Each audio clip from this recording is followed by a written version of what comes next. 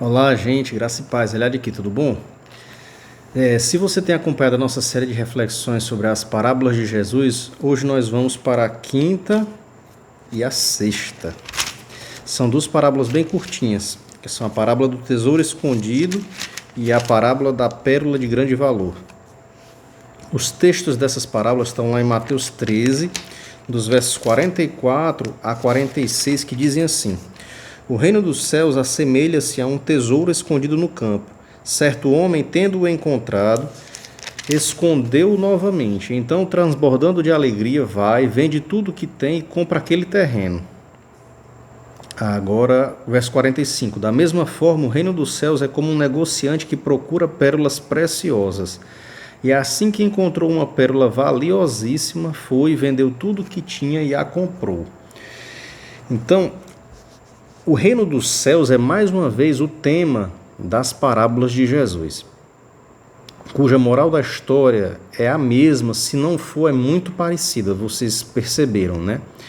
Como nas demais, Jesus ele usa uma figura de linguagem, uma imagem de uma cena do cotidiano daquelas pessoas, do seu público-alvo, dos seus ouvintes, para ensinar realidades do reino.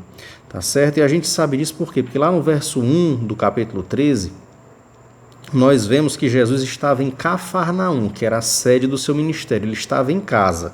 Tá? E Cafarnaum é uma cidade, ou era uma cidade, situada ao norte de Israel, ao norte do Mar da Galileia, que era uma cidade de pescadores. Tá? Então essa realidade aqui do terreno baldio, digamos assim, onde se acha um tesouro, e principalmente a segunda, de uma pérola preciosíssima, é uma realidade que todos iriam entender.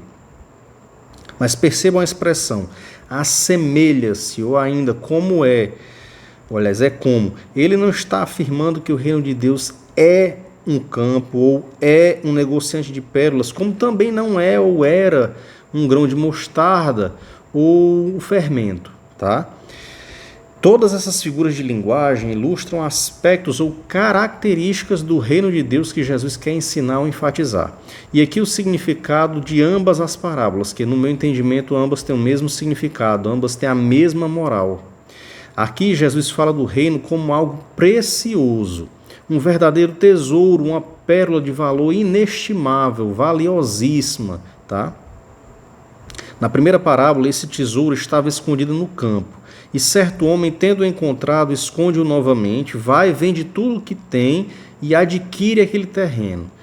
E na segunda parábola, disse de um negociante de pérolas que vai à procura de pérolas preciosas e, tendo encontrado uma de valor inestimável, vende tudo o que possui para adquiri-la.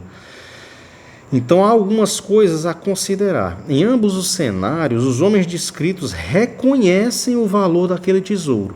Tá? Se fossem pessoas que não reconhecessem, não adianta ter encontrado aquele tesouro. Eles entendem que são bens preciosos e que valem o esforço necessário de desfazer-se de tudo que possuem para comprá-los ou para conquistá-los. Tá? Em segundo lugar, essa mesma preocupação leva o primeiro homem a esconder novamente o tesouro no campo, meio que com medo de perdê-lo, de talvez alguém achar e ele ficar sem aquele tesouro. Mas a reação desse mesmo homem, quando encontra aquele tesouro, é de imensa alegria, como é de todo aquele que encontra ou recebe o reino de Deus, e é isso que Cristo quer nos ensinar. Não são dadas outras informações, como eu já falei antes, as parábolas de Jesus têm um foco principal e certos detalhes são irrelevantes. Então, por essa razão, nós não sabemos quem é que esconde aquele tesouro, com que razão ou propósito ele fez isso, de quem era aquele campo originalmente, a espécie de tesouro, ou seja, o que era exatamente aquele tesouro, o que ambos os homens fazem em seguida. Todas essas informações são irrelevantes, porque o que Cristo quer ensinar, o foco da parábola é o valor do reino de Deus, o valor como algo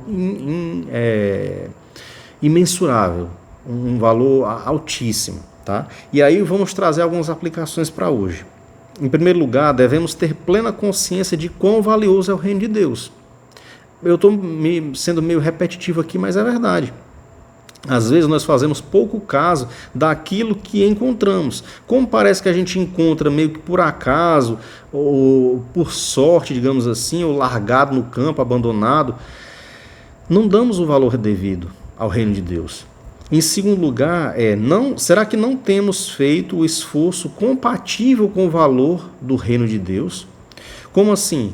Jesus ele não está dizendo aqui que o reino de Deus se compra, entre aspas, como se fosse uma mercadoria, um produto. Não é isso que ele está dizendo. Ele também não está dizendo que nós devemos nos esforçar em fazer boas obras para conquistar o reino, como se o reino de Deus fosse conquistado por mérito.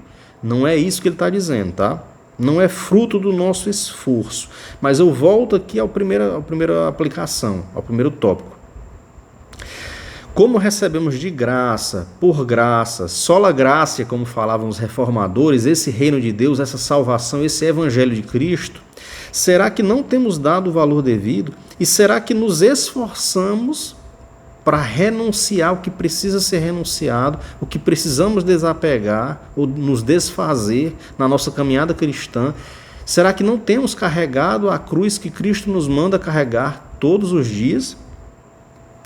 E aí, para encerrar esse vídeo curto, eu vou fazer uma oração que serve para mim e serve para você também. Deus, que tu me faças encontrar esse precioso tesouro, essa pérola valiosíssima que é o reino do teu Filho. Que tendo encontrado, que eu trate como a coisa mais importante da minha vida. Que tu me leves a desapegar de tudo que for necessário, de modo a viver de maneira digna desse tesouro que é o próprio Jesus. Amém? Se esse vídeo falou com você, te abençoou, curta, comente e compartilhe. Deus nos abençoe.